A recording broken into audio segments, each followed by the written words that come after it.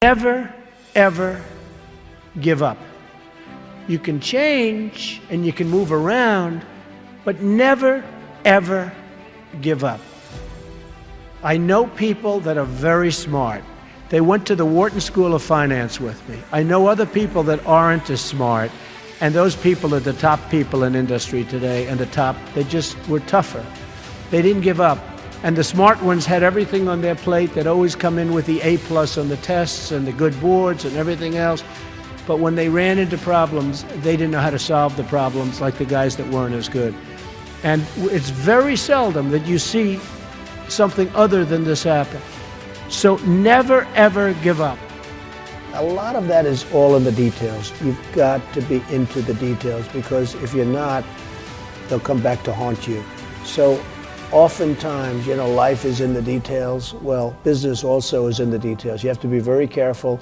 You have to watch the dotted I's, because you can really lose tremendously if you don't watch those details. So we discussed that, and as Robert likes to say, probably more than I do, that's the little finger, but it's all about the details. It's very important. You want to be totally focused. You can't take your eye off the ball. When I had troubles in the early 90s, a major article came out, and it said very strongly, everything he touches turns to gold. And I believed it. So I'd go out with models at night instead of working.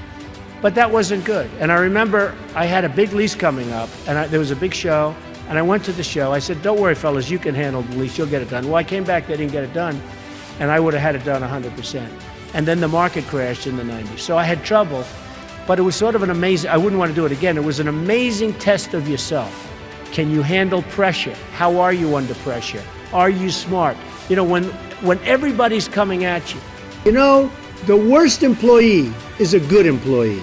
A bad employee is fine because you fire that person right away. A great employee is phenomenal. You want to keep them and cherish them. They're fantastic. But a good employee, you never sort of fire them, but they never lead you to the next level. They just keep their job. They're sort of too good to be fired, but they're not good enough. You're never going to do great. So I always say, the worst employee isn't a bad employee, it's just a good or average employee. Gary Player, the great golfer, he was a little guy, very little, but he worked really hard. And he had a great statement, but he'd go, the harder I work, the luckier I get. And he wins the US Open. You have all these big, handsome guys, these big, giant guys, and they're hitting the ball a mile. And you have Gary Player. And Gary Player would win the Open. He'd win the Masters. He'd win this. He'd win that. And he said, hey, in the US Open, he hit a 5-iron to 1 foot from the hole, and he ended up getting a birdie and wins the US Open, right? And he came off the green. Now, I know I've heard the statement before, but I heard it from him in a meaningful way.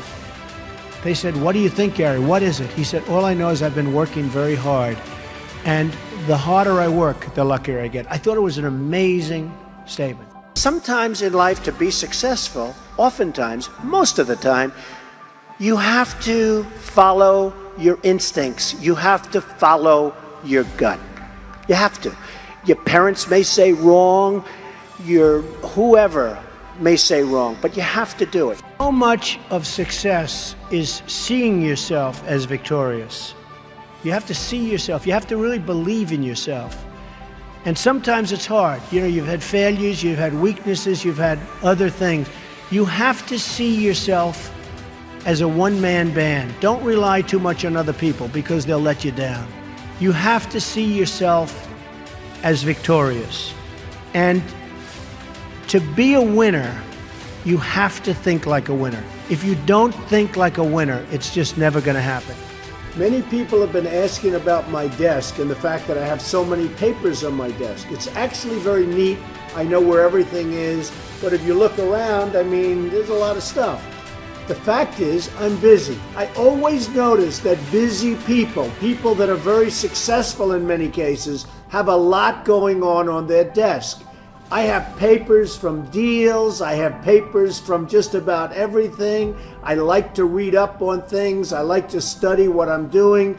So therefore, you have a lot of action going on in your office. Now, some of the writers, some of the ones that aren't so smart, they talk about the desk negatively. They say, oh, isn't it terrible? Trump has so many papers on his desk. Let's analyze everything on the desk. And they do the best and they fail. But the fact is, I've noticed over the years, successful people have a lot going on their desk. My desk is in my office. My desk is a very important part of me. And frankly, it's a very important part of my success. Everything I do comes right through this desk. So if it's not perfectly neat, if there's a lot of action, I think that's okay. I actually think that's a good thing. You have to love what you do.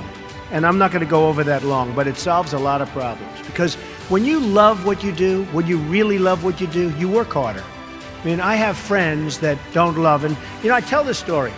A Wall Street titan, big guy, but I was richer than him, and I'm richer, according to Forbes, I'm much richer than him. So I like that, I like that. But this big Wall Street titan, he's a big name. He has a son, and his son is a wonderful human being, which is amazing because the guy's a horrible person. But he's one of the biggest guys on Wall Street. So he wants his son, Alex. I'm going to use the name Alex. It's not his name, but I don't want to get this guy in any more trouble with his father than he already is. Alex isn't the strongest character. The father is a brutal, vicious killer. So the father has a big firm on Wall Street, and he wants Alex to go into the firm, of course. Come on, Alex, get in there, get in there. In the meantime, all these kids are graduating from Wharton and Harvard and Stanford, and they're just eating Alex's lunch. He doesn't have a chance. He doesn't have a chance. And he doesn't like it. He's not liking what he's doing. You got to love what you do. He's not liking it. So one day, but he can't leave because of his father. I actually tell him, why don't you leave? Your father's brutal. The father's just killing the guys. Tell him, you don't have what it takes. I'm sorry, Dad. Oh, this is great. So I say, you got to leave the father. You got to leave him. He said, I just can't, Donald.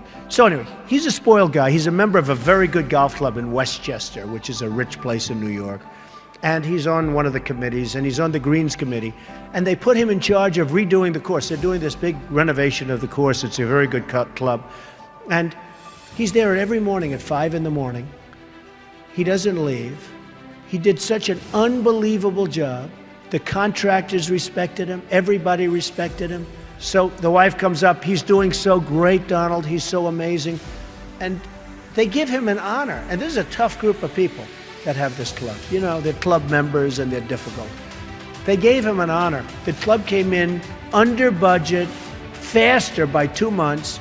He did an unbelievable job, and the quality of the work was 10 times what they ever anticipated. So they gave him a medal. I said, Alex, you ought to go and do this for a living. You ought to be a builder, whether it's houses or clubs or golf courses, renovation or this. Oh, my father would go crazy. He'd never let me. So Alex went back to Wall Street, where he was miserable, and a year later he quit.